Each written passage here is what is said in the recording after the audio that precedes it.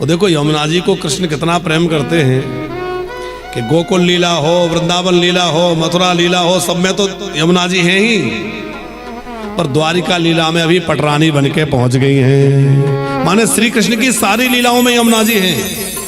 बाकी जितना भी परिकर है वो अलग अलग है। द्वारिका का परिकर अलग है, मथुरा का परिकर अलग है, वृंदावन का, लेकिन रुक्म जो यमुना जी है वो सारी लीलाओं में है, क्योंकि ये कृष्ण की बड़ी प्रियासी है, श्री कृष्ण को बड़ा प्रेम करते हैं। पांचवा विवाह जो है उज्जैन नगरी में हुआ। मित्र वृंदा जी का हरण करके स्वयंवर में से हरण कर लाए। मित्र वृंदा जी के भाई तो चाहते थे कि हमारी बहन का विवाह दुर्योधन से हो जाए, कुछ राजनीतिक लाभ पाने के लिए, लेकिन मित्र वृंदा जी तो श्री कृष्ण को ही अपना पति मान चुकी थी और मन ही मन प्रार्थना की कि हे प्रभु आइए मुझे ले चलिए। तो जैसे सियारों के झुंड में से कोई सिंह अपना भाग उठा ले जाए, ऐसे ही तमाम राजकुमारों के, राजाओं के बीच में से भगवान द्वारिकाधीश मित्र वृंदा जी का हरण करके ले आए और खूब धूमधाम से द्वारिका में आके विवाह हुआ। एक बार श्री कृष्ण कौशल देश गए, वहां के राजा महाराज नग्नजित, उनके मन में बड़ी लालसा भई कि मैं अपनी बेटी का विवाह इनसे कर दूं, लेकिन वो एक वचनबद्ध थे। उन्होंने एक प्रतिज्ञा कर रखी थी कि जो इन बैलों को नाथ देगा, इनके पास 7 बैल थे जो बड़े बलवान थे। नाथना मतलब समझते हैं आप लोग? नहीं समझते होंगे, बाबूजी समझते। हाँ, उनको रस्सी नाक में डाल करके और उनको बस में कर लिया जाता था। अब आजकल तो बैल रहे ही नहीं।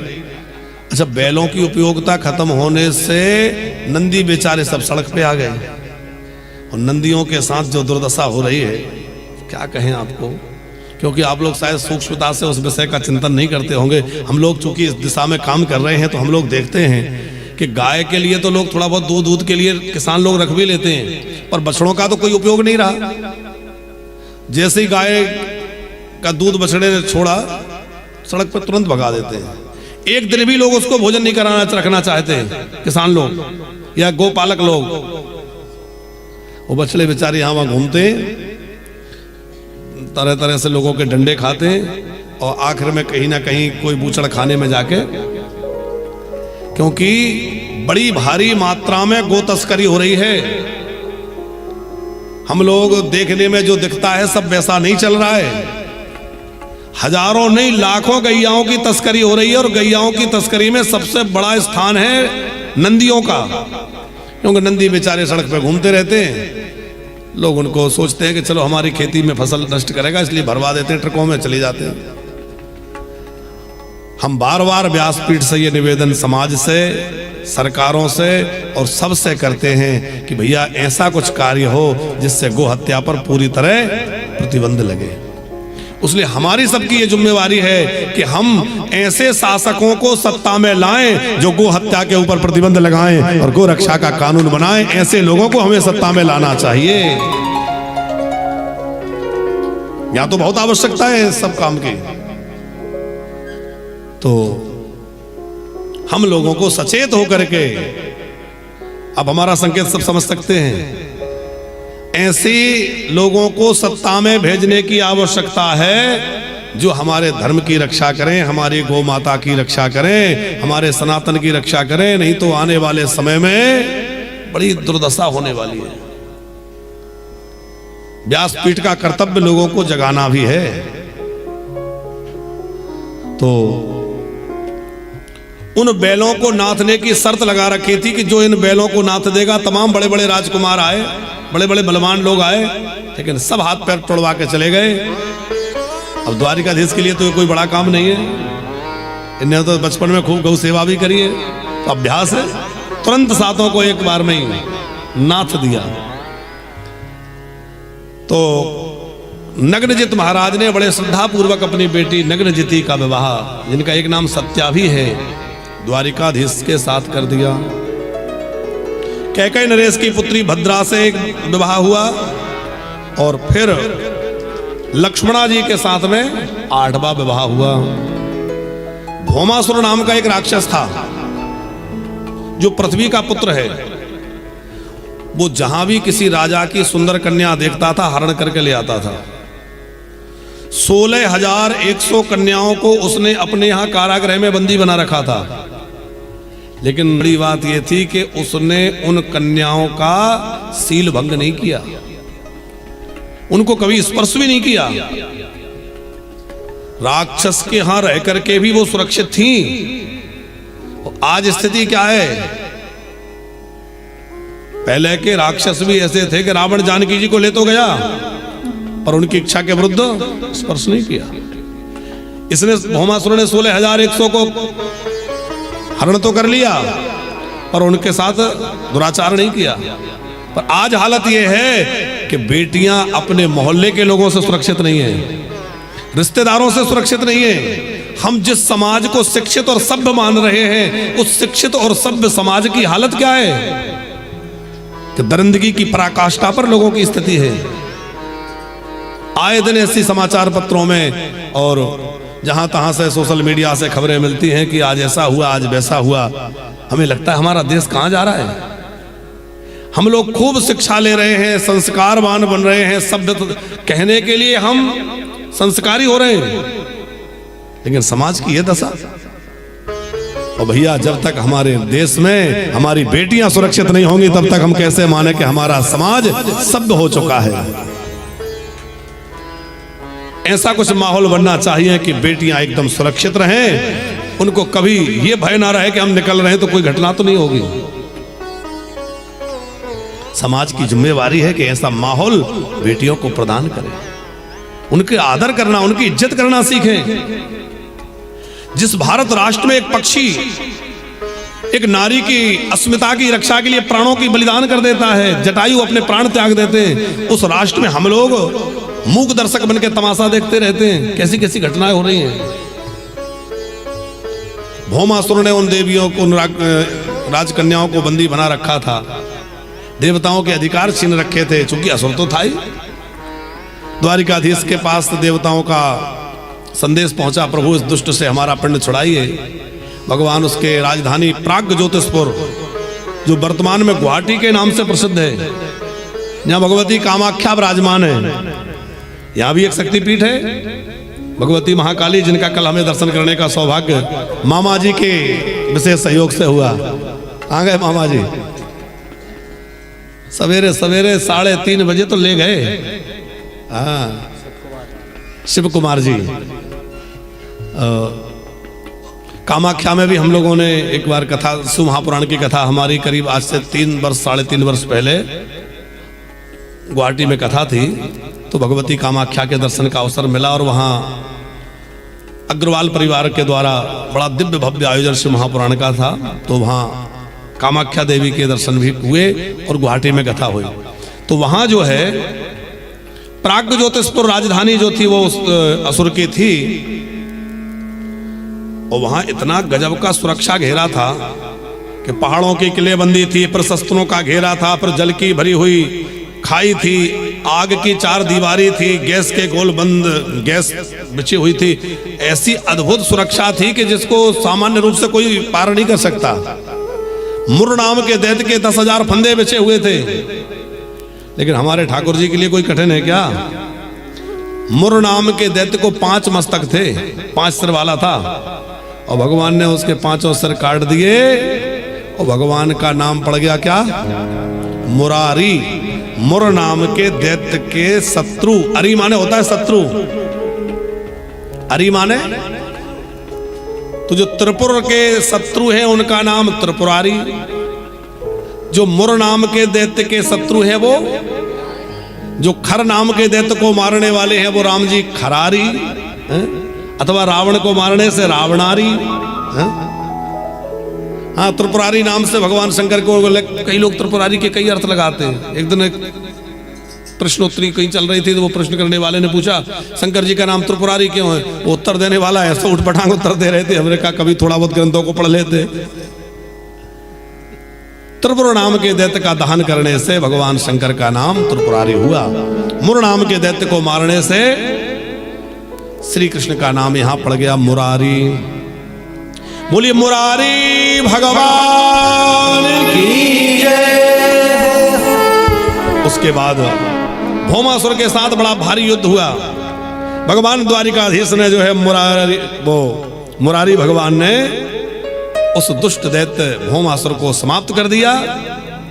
पृथ्वी देवी ने भगवान की स्तुति करी, उस भौमासुर के पुत्र को राजा बना दिया भगवान ने। ऐसा नहीं कि उसका राज्य छीन लिया, भग नाम का उसका बेटा था, उसको राजा बनाया भगदत्त, और उन राजकन्याओं को बंदी गृह से मुक्त करवाया। देवियों सब अपने अपने घर जाओ। अब वो आगे ना जाए, श्री कृष्ण बोले जाती क्यों नहीं हो? वो परेशान थी कि जाएं कहां, कौन हमें रखेगा, कौन हमसे ब्याह करेगा, बड़ी दुखी हो रही थी। श्री कृष्ण बोले निराश मत हो, जिसका कोई नहीं है और जिसके लिए सारे दरवाजे बंद हो जाएं, उसके लिए द्वारिकानाथ के दरवाजे सदा खुले रहते हैं, तुम मेरे यहां आ जाओ।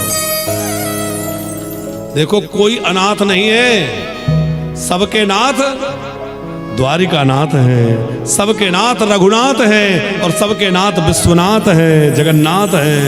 इतने नाथ बैठे हो और हम अपने आप को अनाथ समझें?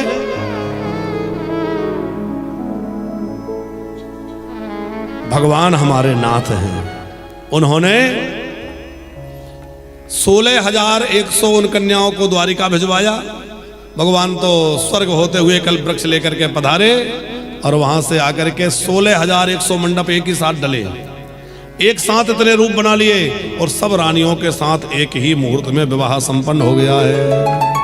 और अब अनेक विवाह हो गए तो भगवान के बहु विवाह हुए ना, बहु माने अनेक, तो नाम पड़ गया बहुबल्लभ लाल। बोले बहुबल्लभ लाल की जय। जैसे रुक्मणी बल्लभ, जाम्बवती बल्लभ, सत्यभामा बल्लभ तो है ही, अब अनेक विवाह हो गए तो इकट्ठा कह दिया बहुबल्लभ लाल है? तो ठाकुर जी के अनेक विवाह हो गए और फिर सबसे जो संतानें हुई तो कितने कितने पुत्र हुए? 10-10 पुत्र और एक एक पुत्री। तो अब घर पे जाके कैलकुलेशन कर लेना कितने पुत्र हो गए? 16,108 गुणित 10, 1,61,080 इतने पुत्र हो गए और 16,108 पुत्रियां हो गई। और भगवान के पर पुत्रों के पुत्र हो गए। जो बड़े बेटे प्रद्युम्न जी हैं उनके पुत्र का नाम है अनिरुद्ध। इन अनिरुद्ध जी के विवाह की कथा है। देखो प्रद्युम्न जी का एक विवाह तो वो मायावती से हो गया था, दूसरा विवाह रुक्मी की पुत्री रुक्मवती से हुआ। अब आप कहेंगे कि वो तो इनके मामा जी की बेटी थी, पर उस समय में मामा की बेटी, बुआ की बेटी, इस तरह के विवाह भी प्रशस्त थे। आज भी दक्षिण भारत में कई जगह हो जाते हैं, महाराष्ट्र में हो जाते हैं। जैसे श्री कृष्ण की बहन है सुभद्रा, और किसके साथ ब्याह हुआ? सुभद्रा का ब्याह हुआ है अर्जुन के साथ। तो अर्जुन भगवान की बुआ जी के बेटे ही तो हैं, खास बुआ जी है कि नहीं? इसी तरह रुक्मी की बेटी रुक्मवती के साथ में प्रद्युम्न जी का विवाह हुआ। प्रद्युम्न जी के जो पुत्र हैं अनिरुद्ध जी, इनका एक विवाह रुक्मी की पौत्री रोचना के साथ में हुआ और दूसरा विवाह बाणासुर की बेटी के साथ हुआ। तो ये बाणासुर वाले कथा सुनाई है, इस महापुराण में भी प्रसंग है। बाणासुर बड़ा शिव भक्त था, 1000 भुजाएं थी बाणासुर को, और नर्मदा जी के तट पर रह करके अपनी 1000 भुजाओं से मिट्टी के शिवलिंग बनाता था ये, और मिट्टी के शिवलिंग बना बना के शिवार्चन करता था और शिवार्चन करके नर्मदा जी में प्रवाहित करता था। इसकी उस शिव आराधना से भगवान महादेव प्रसन्न हो गए, कहा वरदान मांगो। इसने वरदान मांगा कि जब भी मैं अपने घर से बाहर निकलूं तो आपका दर्शन हो, और जब भी अंदर आऊं तो आपका। बोले बाबा, बोले इसका मतलब तुम्हारे चौकीदार बन जाएं? क्या मतलब है तुम्हारा? बोले बाबा मैं तो यही चाहता हूं। और भोले बाबा बड़े दयालु भगवान भोलेनाथ बोले ठीक है मैं तेरे दरवाजे पे रहूंगा। और भगवान शंकर वास्तव में दरवाजे पे खड़े हो गए। इधर उषा के मन में अनिरुद्ध जी के प्रति प्रणय भाव जब आया और उसने अपनी योगिनी नाम की सहेली से उनका हरण करवा लिया, और बाणासुर को पता चला कि मेरी बेटी के महल में कोई पुरुष आ गया है, तो उसको बंदी बना लिया। द्वारिकाधीश ने अपने पूरे दलबल के साथ सेना लेकर के और शोणितपुर पे आक्रमण कर दिया। आक्रमण हुआ तो जैसे ही भगवान द्वारिकाधीश की सेना आई तो भोले बाबा बोले पहले हमसे लड़ना पड़ेगा, क्योंकि दरवाजे पे तो हम खड़े हैं। तो इस कथा में श्री कृष्ण का और भगवान शंकर का बड़ा भारी युद्ध हुआ है, खूब युद्ध हुआ। अब परास्त कौन हो, क्योंकि कमजोर तो कोई नहीं है, कमजोर के अलग नहीं है, ना शंकर जी अलग है ना श्री कृष्ण। कृष्ण और शिव एक ही हैं, हरि और हर में कोई भेद नहीं है। इसलिए श्री हरि की उपासना करने वाले कभी भी भगवान शंकर से द्रोह ना करें, नहीं तो उनकी पूजा का कोई अर्थ नहीं है। और शिव जी की उपासना करने वाले भगवान राम कृष्ण नारायण से कभी भेद ना समझे, एक ही हैं। कल परसों हमसे कोई यहां पूछ रहा था कि हमने रुद्राक्ष की माला पहन रखी है, हम तुलसी पहने कि ना पहने। हमने कहा अवश्य पहनो। तुलसी और रुद्राक्ष एक साथ पहनना बहुत अच्छा होता है, क्योंकि रुद्राक्ष भगवान शिव के लिए है और तुलसी, अच्छा तुलसी जो है वो वैष्णवों के धारण करने की है, और वैष्णवों में शंकर जी से बड़ा कोई वैष्णव हो सकता है क्या? वैष्णवा नाम यथा संभो, वैष्णवों में शंकर जी से बड़ा कोई वैष्णव नहीं है। तो जब भी कोई व्यक्ति तुलसी धारण करता है तो जितनी खुशी श्री कृष्ण नारायण को होती होगी, उससे ज्यादा खुशी भोले बाबा को होती है कि चलो भैया ये तो अब जो है वैष्णव बन गया। और जब कोई रुद्राक्ष पहनता है तो जितनी खुशी भगवान शंकर को होगी, उससे ज्यादा हमारे राम कृष्ण नारायण को होगी कि भैया ये तो शिव जी का भगत बन गया। तो तुलसी भी पहनो और रुद्राक्ष भी पहनो, और दोनों पहनोगे तो हरिहरात्मक आराधना आपकी हो गई। हरि और हर में कभी भेद नहीं समझना चाहिए। कि शिव द्रोही मम दास कहावा, शिव द्रोही मम दास कहावा, सोनर मोहे सपने नहीं पावा, सोनर मोहे सपने नहीं भावा, सोनर मोहे सपने नहीं पावा, सोनर मोहे सपने नहीं भावा, शिव द्रोही ममता, शिव द्रोही दास कहावा, सोनर मोहे सपने नहीं भावा, सोनर मोहे सपने नहीं भावा, सोनर मोहे सपने नहीं भावा। शिव का द्रोही होकर के राम उपासना कोई करे फल नहीं मिलेगा, और शिव भक्त होकर राम द्रोही हो अथवा राम भक्त कृष्ण भक्त होकर शिव द्रोही हो तो बात नहीं बनेगी। तो दोनों में युद्ध तो हुआ, पर श्री कृष्ण ने एक ऐसा बाण छोड़ा जिसका नाम है जम्भास्त्र। तापड़िया जी, जम्भास्त्र का मतलब यह है कि भगवान शंकर जमाई लेते रहे। शंकर जी जमाई लेने लग गए, युद्ध से व्रत हो गए। भगवान द्वारिकानाथ ने शोणितपुर में प्रवेश किया, और शोणितपुर में प्रवेश करके बाणासुर से बड़ा भारी युद्ध हुआ, लेकिन बाणासुर को मारा नहीं, उसकी भुजाएं काट दी। 1000 भुजाओं में से कितनी रहने दी? 4। भगवान चतुर्भुजी बना दिया। तो क्यों नहीं मारा? बोले इसका कारण यह था, शिव जी का भक्त है, एक कारण तो यह है, बिल्कुल सही। दूसरा कारण यह है कि ये प्रहलाद जी का वंशज है। भगवान नरसिंह के रूप में प्रकट होकर के जब हिरण्याकश्यपु को मारे तो प्रहलाद जी के सामने मारे। अब किसी पुत्र के सामने उसके पिताजी की कोई मार डाले तो थोड़ा पुत्र के मन में तकलीफ तो होगी। यद्यपि वो असुर था, प्रहलाद जी को बहुत सताया था, फिर भी रोते हुए प्रहलाद जी ने कहा, भगवान आप मेरे पिता को नरकों में मत भेजना। भले ही आपका द्रोही था, पर था तो नाते में मेरा पिता। भगवान बड़े करुणा से भर गए, कहा, भक्त प्रहलाद बेटा, तेरे जैसा भक्त जिस कुल में जन्म ले लेता है उसकी 1-2 पीढ़ी नहीं, उसकी 21 पीढ़ियां तर जाती हैं, 21 पीढ़ियां भगवत धाम चली जाती हैं। 21 कौन कौन सी? बोले 10 पूर्वान 10 परान, 10 पहले की, 10 बाद की और एक वो खुद, इस तरह से 21 पीढ़ियां कही गई है। हाँ, तो हम इसीलिए बार बार कहते हैं भैया कि अपने बच्चों को भगवत भक्ति का उपदेश भी दिया करो। उनको जो बनाना है वो तो बनाओ, पर साथ में उनको भगवत भक्त बनाओ, भगवान की भक्ति से उनको जोड़ो। तो भगवान द्वारिकानाथ कृपा पूर्वक जो है उन सब देवियों से ब्याह किए, और हम आपको सुना रहे थे कि 10-10 पुत्र और एक एक पुत्री, खूब भगवान का परिवार हुआ।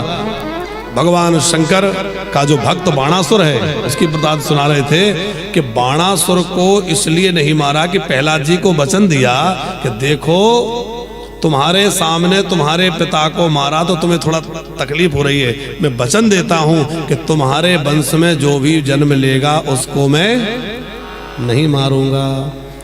तो प्रहलाद जी के पुत्र विरोचन, विरोचन के पुत्र बलि, बलि का पुत्र बाणासुर। तो भगवान ने मारा नहीं, बस भुजाएं काट दी और अपना भगत बना करके और कहा कि जाओ अब शिव जी की आराधना करो और अब कभी भी कुमार्ग पर मत चलना। अनिरुद्ध जी को वहां से मुक्त कराया। अब अनिरुद्ध जी को जब मुक्त कराया तो बाणासुर की बेटी उषा के साथ में फिर इनका विवाह हुआ।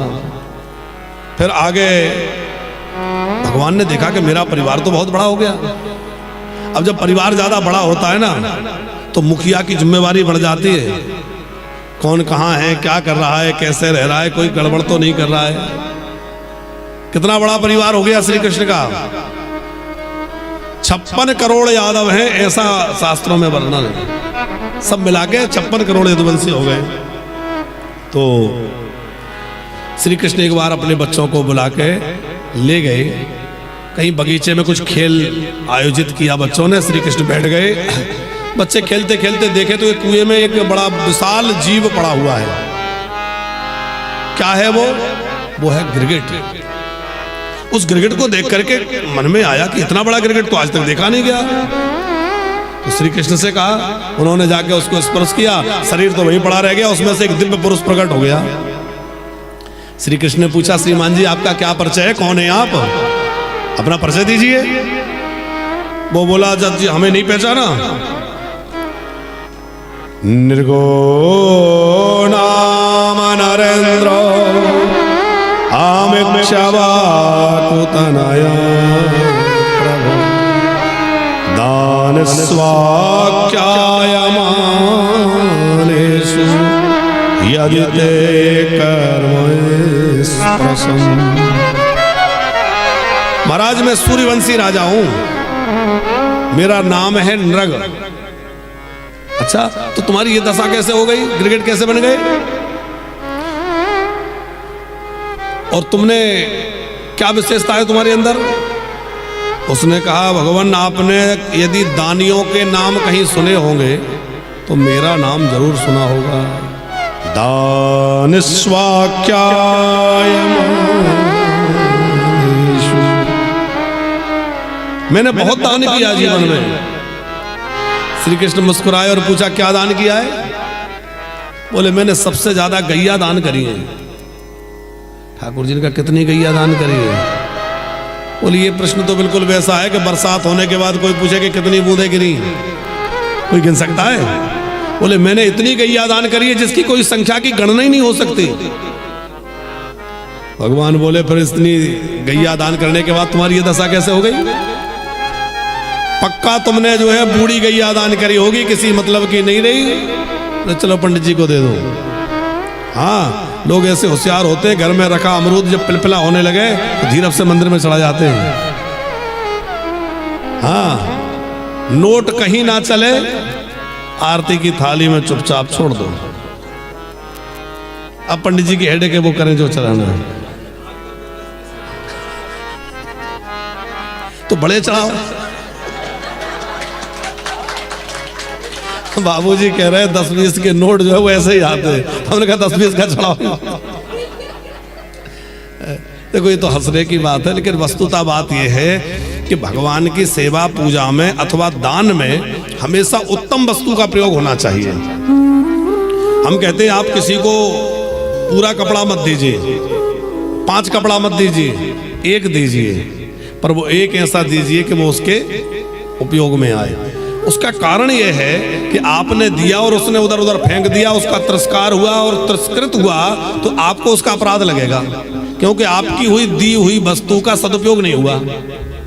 तो ऐसी वस्तु दें जिसको देने के बाद उसका सदुपयोग हो। भगवान ने कहा तुमने ऐसी गैया दान तो नहीं करी कि अब किसी काम की तो है नहीं, दूध तो दे नहीं रही, चलो पंडित जी को दे दे। और ना ना ना, तो कैसी गैया दान करी? पयस्वनी तरुणी शील रूप। मैंने पयस्वनी माने दुधारी गैयाओं का दान किया, जो तरुण अवस्था की थी, जो शीलवान थी। ऐसी नहीं कि मरकनी हो, लड़ाकू हो। तो तरुणी शील रूप गुणोपन्ना कपिला है। सुनाओ। न्यायार्जिता रोप्य खुरा सवसा दुकोल माला भरण ददारहु। पयस्वनी तरुणी शील रूप गुणोपन्ना कपिला है श्रृंगी। कैसी गायों का दान किया? जो बड़ी गुणवान है। कपिला गैया, हेम श्रृंगी का मतलब है उसके सींगों में हमने स्वर्ण लगा के दान किया, पैरों में खुरों में चांदी लगा के दान करी। भगवान बोले तब तो तुमने अन्याय के अधर्म के धन से गैया ली होंगी, नहीं तो ऐसी तो दशा तो नहीं होती। देखो दान करो तो ऐसा नहीं कि 2 नंबर की कमाई करी और उसमें से कुछ दे आओ। खैर देव तो अच्छा ही है, कहीं आश्रम चलेंगे, पर यह है कि दान हमेशा अच्छे धन का होना चाहिए। एक उदाहरण आपको दें तापड़िया जी कि पांडवों ने राजसूय यज्ञ किया, और राजसूय यज्ञ इतना अद्भुत यज्ञ है कि आप महाभारत को पढ़ेंगे तो समझेंगे कि उसमें कितनी विलक्षणताएं थी और कितने धन का प्रबंध करना पड़ा। लेकिन इतने विशाल यज्ञ को करने के बाद पांडवों को थोड़े दिन के बाद ही वनवास हो गया, अज्ञातवास भोगना पड़ा, द्रौपदी का चीरहरण हुआ। तो इतने बड़े यज्ञ के बाद उनको इतने दुख क्यों झेलने पड़े? भाई इसके बाद तो उनको दुख नहीं मिलना चाहिए था, इतना बड़ा राजसूय यज्ञ किया। तो श्रीमद् देवी भागवत में यह प्रश्न जब जन्मेजय जी ने पूछा तो भगवान वेदव्यास उत्तर देते हैं कि पांडवों ने जिस धन का विनिमय उस यज्ञ में किया वो धन शुद्ध नहीं था। वो राजाओं से जबरदस्ती टैक्स के रूप में छीन करके और अनाधिकृत रूप से धन इकट्ठा किया गया था। तो धन की शुद्धि ना होने के कारण इतने बड़े राजसूय यज्ञ का भी यथोचित फल पांडवों को प्राप्त नहीं हुआ। तो हम बड़े बड़े यज्ञ, अब पांडवों से बड़ा यज्ञ तो हम नहीं कर सकते, लेकिन एक सतुआ यज्ञ है, वो सुना है आपने? नहीं सुना, हम सुना देते हैं। एक पति पत्नी थे और बड़े गरीब थे, भोजन के लिए कोई प्रबंध नहीं था और कई ऐसी परिस्थिति में फंस गए कि कई दिन तक उन्हें खाने पीने कुछ मिला नहीं। तो उन्होंने खेतों में से चने के दाने बीन लिए। खेत कटने के बाद फसल हट गई, अब जो दाना गिर गया है उसमें से थोड़ा थोड़ा चना दाना बीन के उन्होंने इकट्ठा किया और चने के दाने इकट्ठा करके उनको थोड़ा भून लिया, पीस के उनका सत्तू बना लिया। और सत्तू बना करके उसको भगवान को भोग लगा के तुलसी पधरा के प्रसाद पाने के लिए दोनों पति पत्नी परोस लिए। और परोस के बैठे थे, उसी समय वहां एक याचक आ गया, कोई ब्राह्मण या कोई साधु। बहुत जोर की भूख लगी है, कई दिनों से कुछ खाया नहीं है, थोड़ा सा कुछ मिल जाए।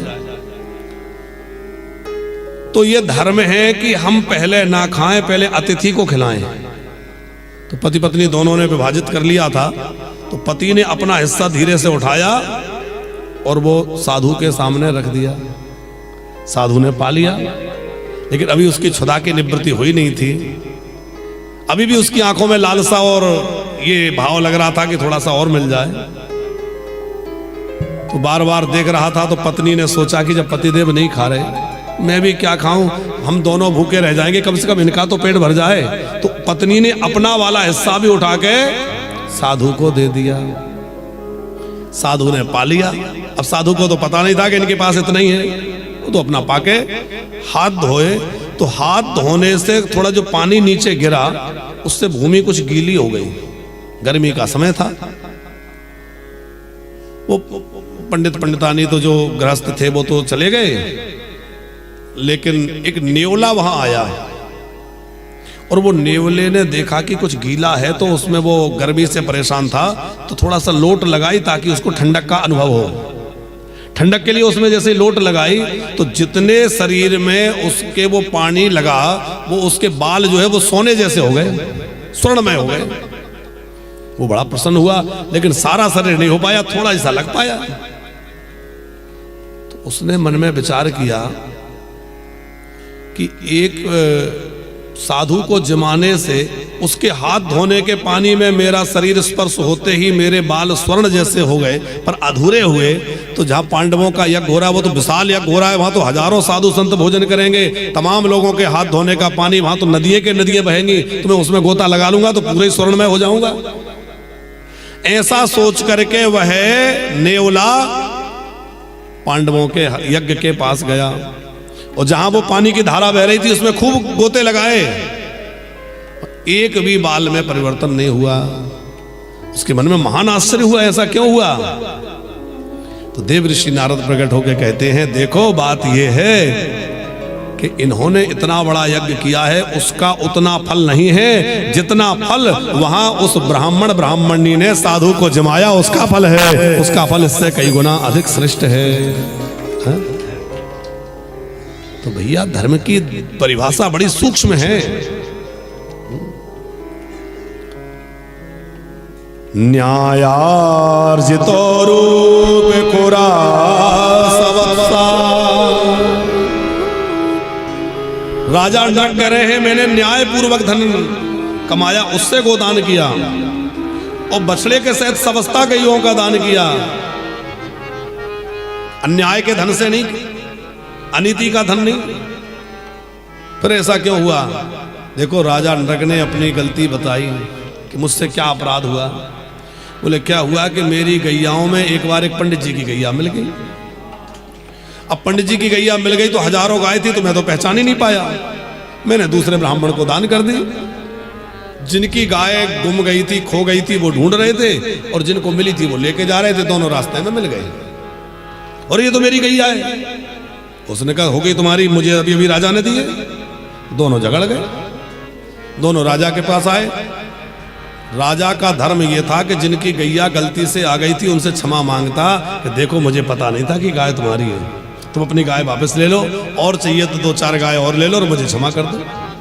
तो उसके पाप का कुछ परिणाम कम मिलता, उसका पाप का प्रायश्चित हो जाता। पर उसने अभिमान में भर के क्या कह दिया, अरे तुम्हें भी मैं नहीं दी होगी, सबको गैया मैं ही देता हूं, दूसरी गैया ले जाना, झगड़ा मत करो। वो ब्राह्मण दुखी हो गए, मेरी घर की गाय थी, निराश होकर लौट गए। जब राजा ही न्याय नहीं कर रहा तो क्या करें। उस अपराध के कारण राजा नरक को गिरगिट बनना पड़ा। इतने गोदान और इतने बड़े दानों का फल छोटा पड़ गया। निष्फल हो गया तो नहीं कह सकते, पर वो छोटा पड़ गया और ये अपराध बड़ा हो गया। अच्छा, एक दोष और राजा नरक के परिचय में स्पष्ट होता है। श्री कृष्ण के सामने खड़ा होकर कह रहा है, दान स्वाख्या या मानेसु, दानियों में मेरा नाम बड़ा ऊंचा है। इसका मतलब यह है कि उसको दानी होने का अभिमान है, परिचय दे रहा है, दानियों में मेरा बड़ा ऊंचा नाम है। अरे भैया, भगवान ने हमें ये योग्यता दी है और भगवान हमसे कोई अच्छा कार्य करा रहे हैं, इसमें तो भगवान का धन्यवाद देना चाहिए। अरे हमारा धन हॉस्पिटल में नहीं लग रहा, हमारा धन जो है पुलिस वकील में नहीं लग रहा, और भागवत जैसे काम में, अच्छे काम में लग रहा है। ये भगवान की बहुत बड़ी कृपा है? कितने लोगों का धन जो है अस्पतालों में लग रहा है, कोई कहीं लग रहा है, लड़ाई झगड़े में लग रहा है। पर यदि हमारा धन किसी अच्छे कार्य में लग रहा है तो ये भगवान की महान कृपा है कि नहीं, है बताइए। फिर दूसरी कृपा यह है कि भगवान ने हमें इस लायक बनाया कि हम किसी को दे पा रहे हैं। भगवान ने हमें ऐसा नहीं बनाया कि हाथ फैलाना पड़े। इसलिए जब भी दान करें तो ये ना माने कि हम दे रहे हैं, क्या माने कि देने हारे को और है, देवत है दिन रे, लोग भरम हम पर करे ताते नीचे। भगवान ने राजा नरक को कहा कि अब तुम्हारे पाप का प्रायश्चित हो गया, अब तुम जाओ, अब तुम्हें मेरी प्राप्ति हो गई। क्योंकि तुमने जो दान किया था उसका ये फल है गोदान का कि मेरी प्राप्ति हो गई। भगवत प्राप्ति तो हुई, समय भले ही लगा। भगवान ने उसको विदा किया और बच्चों को बुलाया, सुनो सुनो इधर आओ। सब बच्चे आ गए, हाँ जी। श्री कृष्ण बोले, देखा थोड़ी सी चूक हो गई तो कितना बड़ा अपराध लग गया। देखो हलाहल विष से भी इतना नहीं डरना जितना ब्राह्मण के धन से डरना। क्योंकि हलाहल विष पी जाओ गलती से और समय से उपचार हो जाए तो प्राण बच सकते। और जहर पीने वाला मरेगा भी तो अकेला मरेगा, पूरा परिवार तो नहीं मरेगा। लेकिन जो ब्राह्मण के धन का हरण करता है, गाय के धन का हरण करता है, वो अकेला नहीं मरता बल्कि उसका पूरा कुल नष्ट हो जाता है, उसका खानदान मिट जाता है। ना हम हलाहलम मन्ये विषयम यश प्रतिक्रिया ब्रह्म स्वं ही विषम प्रोक्तम नास प्रते विधर्भुवि। भगवान कहते हैं स्वदत्ताम प्रदत्ताम ब्रह्मवत्ती हरिश्चया 60 वर्ष सहस्त्राणी विष्टायाम जायते कृमि। अपने द्वारा दिया हुआ हो या किसी और के द्वारा मिला हुआ हो, ऐसे ब्राह्मण की वृत्ति अथवा धन का जो हरण करता है वो 60,000 वर्षों तक विष्टा का कीड़ा बनता है। केवल ब्राह्मण का ही नहीं, गाय का धन। हमारे गुरुजी कहते हैं तापड़िया जी कि यज्ञ के नाम पर मिला हुआ धन यज्ञ से बच जाए गो सेवा में लगा सकते हैं। भागवत के लिए इकट्ठा किया हुआ धन भागवत से बच जाए तो गो सेवा में लगा सकते हैं। और धन जो है गो सेवा में लगा सकते हैं। लेकिन गाय के नाम पर आया हुआ धन ना तो भागवत में लग सकता, ना यज्ञ में लग सकता, ना किसी और काम में लग सकता। उस पर केवल गाय का अधिकार है, वो केवल गाय की सेवा में लगना चाहिए। हम लोगों के यहाँ गौ सेवा होती है। हम लोगों ने एक गौशाला बना रखी है जहाँ भगवत कृपा से कुछ गौ माताएं हैं और उनकी सेवा चल रही है। हम तो क्या चलाएंगे, ठाकुर जी चला रहे हैं। पर हम लोग बड़ा सावधानी रखते हैं। हमने अपने कार्यालय में बोल रखा है कि भैया गाय के नाम से जो कुछ भी आए उसका पूरा हिसाब अलग रखो। गाय के निमित्त आया हुआ जो धन है ना तो वो माताएं रह रही हैं उनकी सेवा में लगाओ। हमारे यहाँ लगातार माताओं की सेवा होती है, माताएं रहती हैं, बुजुर्ग रहते हैं। केवल माताएं नहीं बल्कि बुजुर्ग भी रहते हैं। हम कह रखे हैं कि भैया जो गैया के नाम पे आया है वो ना तो बुजुर्गों में लगाओ और ना जो नित्य प्रति साधु सेवा होती है उसमें लगाओ, ना मंदिर में ठाकुर जी की सेवा में लगाओ, बल्कि जो गाय के लिए आया है उसको केवल गाय के सेवा में लगाओ। वो केवल और केवल गाय का है। अभी हम लोग को हॉस्पिटल बना रहे हैं क्योंकि एक्सीडेंटल और बीमार गायों के लिए अभी उतनी बढ़िया व्यवस्थाएं नहीं है। राजन जी, जब कोरोना महामारी निकली तो आपको शायद जानकारी में होगा कि उसके ठीक बाद गायों के ऊपर एक महामारी आई थी, लंपी नाम की बीमारी, जिसमें गाय के शरीर में फपोले से हो जाते थे, गड्ढे हो जाते थे, उसमें कीड़े हो जाते थे। उस समय हम वृंदावन में पहुंचे ही थे, कोरोना काल में हम वृंदावन पहुंचे। तो उस समय अलग अलग गौशालाओं में जाके हम लोग चारा वितरण करते थे, जो अभी भी समय समय पे जाते हैं। जैसे कोई विशेष पर्व या कोई अवस्था ऐसा समय होता है तो जो ऐसी गौशालाएं ब्रज की हैं जहाँ गौवंश तो बहुत है पर उतना वहाँ आय की स्रोत नहीं है, वहाँ व्यवस्था नहीं है, तो हम लोग वहाँ भूसा चारा जो समय पे होता है भिजवाते हैं। तो उस समय भी हम जाते थे तो उस समय हमने देखा कि बड़ी मात्रा में, बड़ी संख्या में गौवंश उस बीमारी से पीड़ित है, लेकिन उसके इलाज के लिए बहुत अच्छे इंतजाम नहीं थे। हम लोगों के ऊपर कोरोना महामारी आई तो भगवत कृपा से इलाज की पर्याप्त व्यवस्था थी, बहुत लोगों ने जान गंवाई, लेकिन फिर भी समय रहते बीमारी को कंट्रोल कर लिया गया। लेकिन गाय के ऊपर जब लंपी नाम की बीमारी आई तो बढ़िया इंतजाम नहीं थे और कितनी गौ माताओं ने जो है तड़प तड़प के प्राण त्यागे। तो उसी स्थिति को देख करके फिर हमारे मन में निश्चय हुआ कि अब हम लोग गौशाला नहीं, गो हॉस्पिटल प्रमुख रूप से बनाएंगे। पहले तो हम गौशाला बनाने की तैयारी में थे, पर हमने कहा गौशाला तो बनाए, पर गौशाला से ज़्यादा महत्वपूर्ण गो हॉस्पिटल है। तभी से संकल्प मन में आ गया और फिर धीरे धीरे उसमें लगे रहे। अब भगवत कृपा से शेड का निर्माण हो गया है। अभी उसमें हम लोगों को एक तो एम्बुलेंस की व्यवस्था करनी है, जिससे बीमार गायों को उठा के रेस्क्यू करके हॉस्पिटल में लाया जा सके। साथ में इलाज के कुछ उपकरण, और धीरे धीरे अब तैयारी सब चल रही है, जो भी भगवत कृपा से सब होगा। तो बस हम बात ये कह रहे हैं कि गौ सेवा के लिए जो धन प्राप्त हो वो केवल और केवल गाय की सेवा में ही उपयोग होना चाहिए, अन्यत्र उसका विनिमय नहीं होना चाहिए। गाय का धन, ब्राह्मण का धन, मंदिर का धन, साधु संतों का धन, ऐसा कोई धन गलती से भी हमारे उपयोग में आ जाए तो वह हमारे विनाश का कारण बनता है। इसलिए जीवन में बड़ा सावधानी रखिएगा। आगे बड़ी सुंदर कथा है कि बलराम जी ने ब्रज की यात्रा करी, 2 महीना वृंदावन में रहे। पौंड्रक नाम का एक राजा था जिसको भगवान बनने की सनक लग गई। वो कहता था मैं ही वासुदेव हूं। उसने नकली 4 हाथ बना लिए, 2 तो थे, 2 नकली बना लिए। भगवान गरुड़ जी पे बैठते, उसने नकली गरुड़ बना लिया, कृत्रिम। किसी ने कहा वो तो नीले नीले हैं, तो इसने भी नील पोत लिया। और वैसे ही नाटक करता द्वारिकाधीश को निमंत्रण वो भेज दिया कि भाई मैं असली हूं, तुम नकली हो। भगवान बहुत हंसे कि भाई असली मिल गए, चलो देखावे। और जैसे ही भगवान आए तो वो बोला कि मैं असली हूं, तुम ये शंख चक्र छोड़ो। भगवान ने कहा छोड़े, बोले छोड़ो। तो भगवान ने चक्र छोड़ा और वो चक्र गया और उसका गर्दन, अब उसको भगवान के हाथ से मृत्यु तो मिली पर उसका उद्धार हो गया और वह भगवान के स्वरूप को प्राप्त कर लिया। क्यों? बोले वो हर समय भगवान का चिंतन करता था कि भगवान कैसे चलते हैं, कैसे बैठते हैं, कैसे खाते हैं, कैसे, वो भगवान का स्वरूप। अच्छा, हम एक बात बार बार कथाओं में कहते हैं तापड़िया जी कि भगवान बनने का मत सोचो। भगवान ने इंसान बनाया है तो इंसान बनने की सोचो कि पहले हम इंसान तो बन जाएं। भगवान न बनो कोई बात नहीं है, भगवान बनने के लिए आज कितने नकली भगवान बने लोग डोल रहे हैं।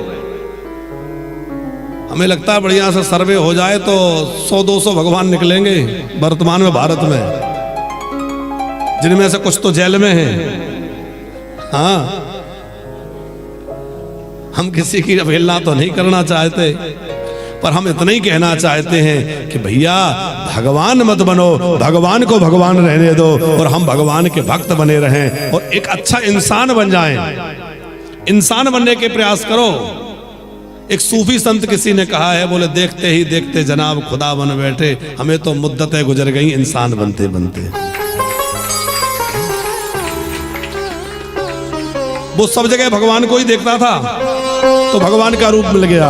हम लोग भी जहां देखे भगवान पर दृष्टि जाए और प्रकृति में हर जगह भगवान के ही ऊपर नजर। मैं देखो जिस ओर सखी, मैं देखो जिस ओर सखी, श्रावण मेरे सावरिया, सामने मेरे सावरिया, मैं तो हो गई रे बावरिया, मैं तो हो गई रे बावरिया, मैं तो हो गई रे बावरिया, बावरिया बावरिया, मैं तो हो गई रे बावरिया। मैं देखो जिस ओर सखी, मैं देखूं जिस ओर सखी, मैं देखो जिस ओर सखी, मैं देखूं जिस ओर सखी, सावन मेरे सावरिया, सावन मेरे सावरिया, मैं तो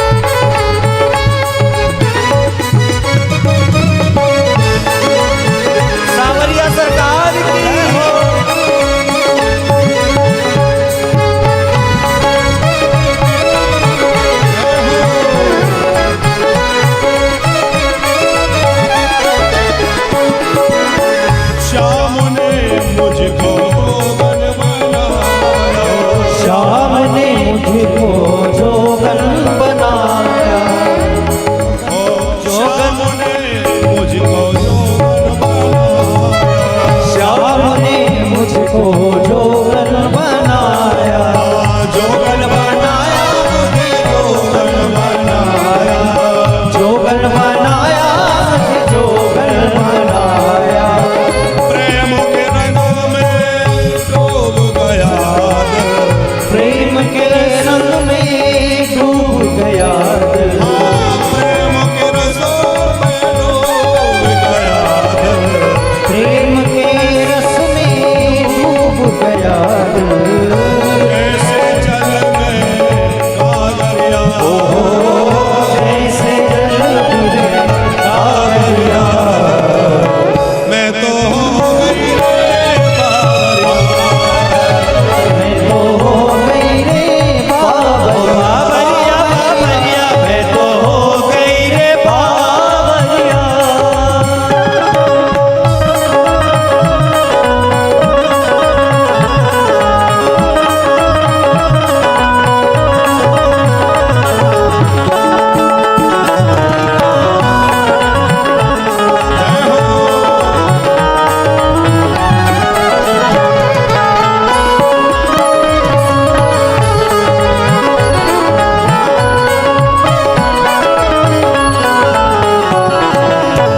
रो रो कर हर दुख सहना है, रो रो कर हर दुख सहना है, सह सह करके चुप रहना है, सह सह करके चुप रहना है, सह सह करके चुप रहना है, सह सह करके चुप रहना है।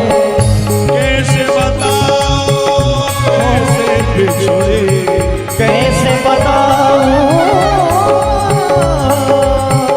कैसे बताऊं, कैसे बताऊं, कैसे बताऊं, कैसे बिछड़ी पिया के मुख से बांसुरिया, पिया के मुख से बांसुरिया। मैं तो हो गई रे बावरिया, बावरिया, बावरिया, हो गई रे बावरिया, हो मैं तो हो गई रे बावरिया।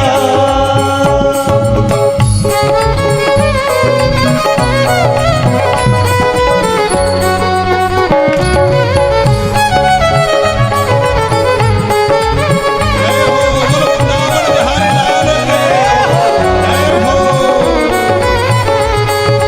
जय हो। आ रहे ना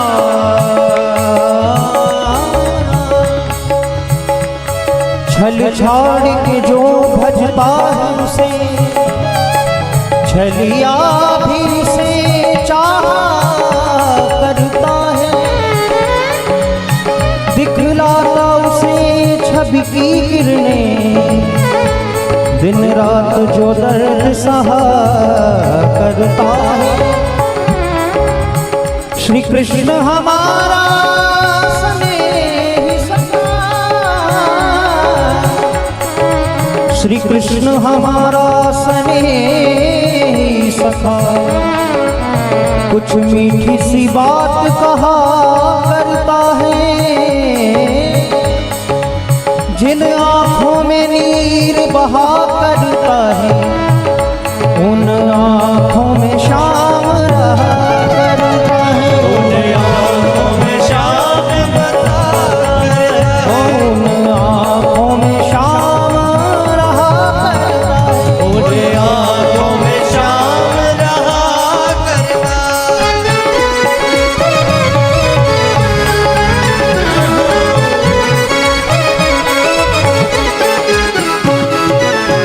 दुनिया कहती मुझको दीवानी, दुनिया कहती मुझको दीवानी, दुनिया कहती मुझको दीवानी, दुनिया कहती मुझको दीवानी, कोई ना समझे प्रेम की वाणी, कोई ना समझे प्रेम की वाणी।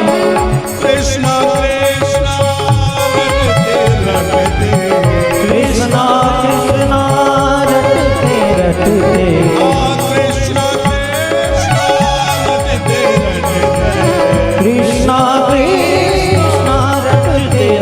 मीरा हो गई बावरिया। मीरा हो गई बावरिया। मैं तो हो गई रे बावरिया। मैं तो हो गई रे बावरिया। मैं तो हो गई रे बावरिया। मैं तो हो गई रे बावरिया। ओ मैं देखूं जिस ओर सफीरी। मैं देखूं जिस ओर सफीरी। मैं देखूं जिस ओर सफीरी। सामने मेरे सावरिया। सामने मेरे सावरिया। मैं तो हो गई रे बावरिया। मैं तो हो गई रे बावरिया। मैं तो हो गई रे बावरिया।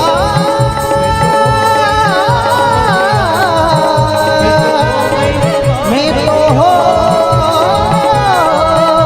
गई रे बावरिया।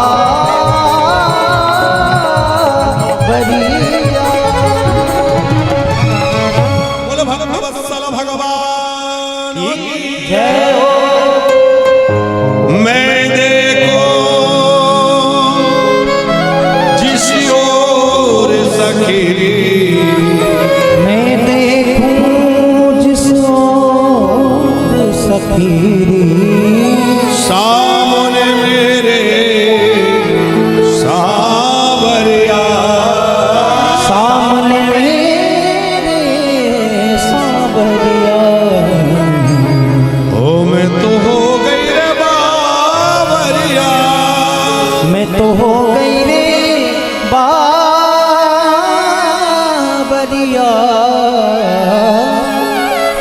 बोले भक्तवत्सल भगवान की। जय हो। फिर जो है बड़ी सुंदर कथा है। भगवान ने पुंडरक नाम के राजा का उद्धार किया। उसके बाद देवर्षि नारद द्वारिका में भगवान की दिनचर्या देखने आए। इतनी रानियों के बीच में कैसे रहते हैं। और फिर थोड़ी शिकायत भी लगाई। मेरा एक बार विवाह करने का मन हुआ, करने नहीं दिया और खुद तने करके बैठे हो। मुझसे कह रहे थे कि अरे ये नारी का संग्रह ठीक नहीं है, विवाह करना ठीक नहीं है। और खुद भगवान बोले देखो आप महात्मा और विरक्त महात्माओं के लिए स्त्रियों का संग करना, ब्याह करना पतन का कारण है। लेकिन गृहस्थ व्यक्ति को गृहस्थी में रह करके और अपने पत्नी को लक्ष्मी के रूप में मान करके उसका आदर और सत्कार करना ये उसकी बड़ी जिम्मेवारी है। पर इतने विवाह भगवान बोले देखो मैं तो जगत पति हूं, सबका पति हूं। ये 16,000 रानियां कौन है? ये वेद के मंत्र हैं। और देवी भागवत के अनुसार कुछ अप्सराओं ने भगवान नर नारायण से वरदान मांगा था, हे नारायण हम आपकी पत्नी बने। भगवान ने कहा द्वारिका में जब लीला होगी द्वापर युग में तब आ जाना। देखो कृष्ण अवतार ऐसा है कि जिस जिसने जो जो भावना भगवान से रखी उस सबकी भावना कृष्ण अवतार में पूरी करी है। जरा भंडारा है, जरा भंडारा समझते हैं? हमारे ब्रज में होता है। जरा का मतलब है पर निमंत्रण का नहीं, फिर तो सब जरा सब चलो। तो श्री कृष्ण अवतार तो ऐसा है, बोले जरा भंडारा है, जिन जिनकी जो जो इच्छाएं अधूरी रह गई सब आ जाओ, सबकी इच्छा पूरी हो गई। यहाँ तो जरासंध का उद्धार भीमसेन से करवाया, पांडवों का राजसु यज्ञ पूर्ण कराया और पांडवों के यज्ञ में ही शिशुपाल का उद्धार, फिर दंतवक्र का उद्धार, शाल्व का उद्धार, ये सब हुआ।